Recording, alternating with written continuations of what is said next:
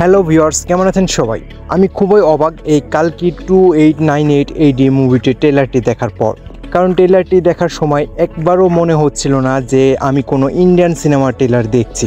মনে হচ্ছিল যে কোনো হলিউড সিনেমার ট্রেলার দেখছি। ট্রেলারটির কাস্টিংয়ের কথা যদি বাদ দেন তাহলে মনে হবে একদম হলিউড সিনেমা। কারণ এই মুভিটির ভিজুয়াল এত পরিমাণ হাই লেভেলের যা দেখে আপনি হলিউড সিনেমার ফিল নিতে পারবেন। ট্রেলারটিতে এই নতুন world visual effect, VFX, CGI এগুলো একদম হাই লেভেলের। আমি গ্যারান্টি দিয়ে বলতে পারি প্রবাসের বাহুবলী মুভির পরে এই কালকি 2898 AD মুভিটি সব থেকে ভালো সিনেমা হতে যাচ্ছে। সিনেমাটির কাস্টিংয়ের সবগুলো ভালো। প্রভাস, অমিত বচ্চন, কামাল হাসান, দীপিকা।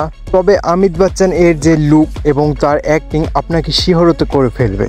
এবং অমিত বচ্চনের এত বয়স হওয়া সত্ত্বেও এত হার্ড একটি ক্যারেক্টার রোল প্লে করছে, সত্যি বিষয়টা একটু ডিফিকাল্ট। কামাল হাসানের লুক সেটাও অনেক বেশি ইন্টারেস্টিং, কিন্তু তাকে ট্রেলারে বেশি রিভিল করা হয়নি। আমরা মুভিটিতে তাকে দেখতে পাবো অ্যানাদার গসবাম্প সিনে। মুভিটি রিলিজ হবে 27 জুন। মুভিটির জন্য কে অনেক আগ্রহ নিয়ে অপেক্ষা করছেন কমেন্ট বক্সে জানাবেন। এবং ভিডিওটি এ পর্যন্ত। সবাই ভালো থাকবেন, সুস্থ থাকবেন, ধন্যবাদ।